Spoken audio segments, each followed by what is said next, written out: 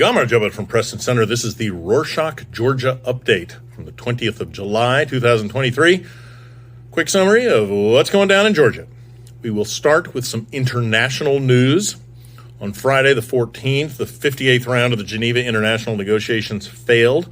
These negotiations are a platform that facilitate talks between the Georgian government and the authorities of the Russian-occupied regions of Abkhazia and Tskhinvali, South Ossetia. Recall that separatists expelled people from the occupied territories with the help of Russian troops. Parties were unsuccessful in returning internally displaced people to Georgia, to the occupied territories in Abkhazia and Tskhinvali region. Foreign Ministry placed the blame on the destructive stance of Moscow's Sukhumi and the Tskhinvali representatives, since they immediately politicized the topic, derailing the negotiations and annoying the hell out of everyone, and then they walked out. Looks like no matter how much Georgia tries to appease Moscow with its recent visa-free regime and flights, the Kremlin doesn't care about what Georgia wants. Moving on to Georgia-Armenia relations, on Thursday the 13th, the Ministry of Foreign Affairs had some exciting news. The agreement on bilateral visa-free movement of citizens between the Republic of Georgia and the Republic of Armenia has officially come into force. Prime Minister Irakli Garibashvili and Prime Minister of Armenia Nikol Pashinyan signed this agreement in January 2023. Now, citizens of both countries can freely travel between Georgia and Armenia and vice versa. They will be able to pass through authorized border crossing points designated for international travel using just their biometric identity cards. Some good news on Georgia-Uzbekistan relations. On Monday the 17th, Abdullah Aripov, Prime Minister of Uzbekistan, visited Tbilisi.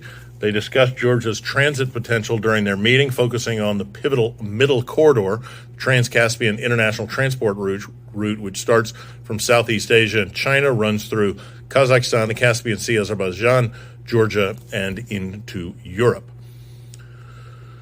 Moving on to Misha stuff, on Friday the 14th, a special penitentiary service released a video showing a part of the visit of Polish doctors to Misha at Viva Med Clinic in Tbilisi. The video showed one of the Polish doctors clandestinely trying to sneak out some of Misha's nails and hair wrapped in paper by hiding them in his shoe.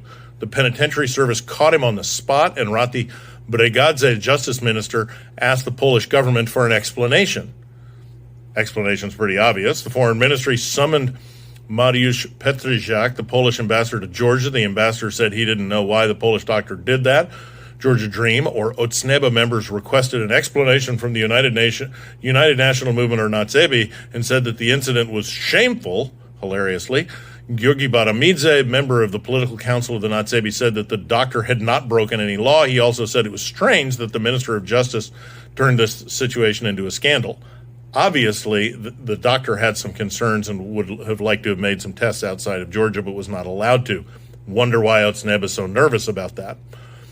More on Misha. On Friday the 14th, 44 members of the European Parliament addressed a letter to President Zudabashvili, Prime Minister Garibashvili, and Shalva Papuashvili, parliamentary speaker. The MEPs urged them to transfer Misha to one of the European Union member states for medical treatment. In the letter, MEPs expressed concern after witnessing Saakashvili's health condition during an online court hearing. They underlined the gravity of his condition, emphasizing the potentially dire consequences and the alarming risk of losing a human life. However, in its comments to the media, Otsneba said that they wouldn't send Misha abroad for treatment. Garibashvili, as always, said that the European Court of Human Rights confirmed that the government has been treating Saakashvili under European standards. Now, let's move on to some regional stuff. On Tuesday, the 18th, the National Environment Agency of the Ministry of Environmental Protection and Agriculture announced the findings of the studies conducted on Black Sea water samples taken at the beginning of July. The agency stated that the biometric elements, hard metals, and oil concentrations are within the agency's established norms. The agency measures 59 chemical parameters of the Black Sea water once every 10 days at 12 different locations on the Georgian coast. In July, the agency added 3 new stations to the 9 existing ones at Anaklia Ganmukhuri territory. This is good news for everyone who wants to enjoy Georgia's sea resorts this summer, as the recent Nova Kakhovka dam destruction in Ukraine caused some concerns about the water quality in the Black Sea. Abkhazia on Tuesday the 18th, Raul Khajimba, former leader of Abkhazia, issued a firm opposition to the proposed apartment law. The draft of the law, which the incumbent government of Abkhazia is pushing, will allow foreigners to circumvent the ban on purchasing 30,000 apartments on the territory of Abkhazia. The Abkhazians fear Russian citizens buying real estate in Abkhazia, which they will definitely do, leaving ethnic Abkhazians in the minority, which they already are. Got some updates on violence in Sagarejo. On Friday the 14th, a special investigation service reported the arrest of a suspect in Sagarejo for assaulting journalists while they were doing their job. According to the investigation service, the suspect assaulted Sulkhan Chkadua, an operator on Formula TV, journalist Natia Tsitalauri from Rustaviori, and Iya Guliashvili from Tskhinvali while they were covering a story. Otsneva supporters also attacked them and insulted Levan Khabeshvili and threw rocks at him. Some news from Kutaisi International University. On Friday the 14th, Kutaisi International University announced the opening of the School of Innovation and Startup Acceleration in cooperation with the Georgian Innovation and Technology Agency. This year, more than 60 successful students will participate in the project.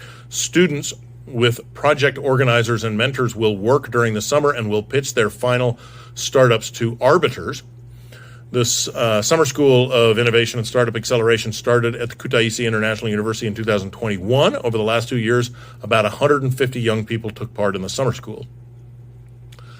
Some good news of the tourism sector in Georgia. On Monday the 17th, the National Tourism Administration reported that Georgia welcomed 3 million international travelers in the first half of the year. This number indicates a 74% recovery from pre-pandemic data and a 76% growth from last year. The second quarter saw almost 2 million international travelers, a 74% recovery from pre-pandemic data, and a 57% increase from 2022. With regard to international tourist visas, the country received over 2 million visits from the first and second quarter of 2023, a 91% recovery from 2019 and 60% increase from 2022. Fantastic. However, the announcement did not disaggregate national data, so we don't know how many of those were Russians as opposed to others coming from other countries pre-pandemic.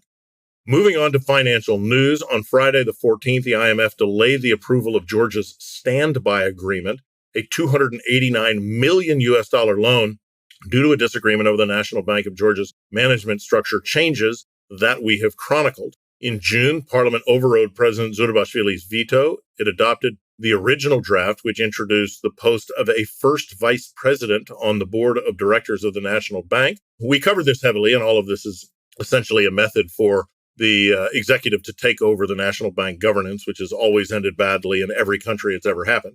The IMF and the opposition criticized the decision because another executive position controlled by Otsneva would undermine the board's independence, meaning end it. Recall that in December last year, the IMF approved the first tranche of $40 million, and negotiations for the second tranche are ongoing.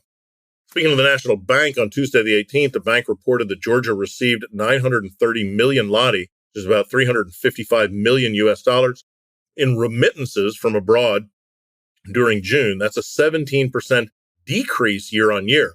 Russia is the largest sender with $130 million, followed by Italy with $43 million, and the U.S. with $39 million. Georgia, however, transferred 76 million lari, or $30 million abroad in the same month.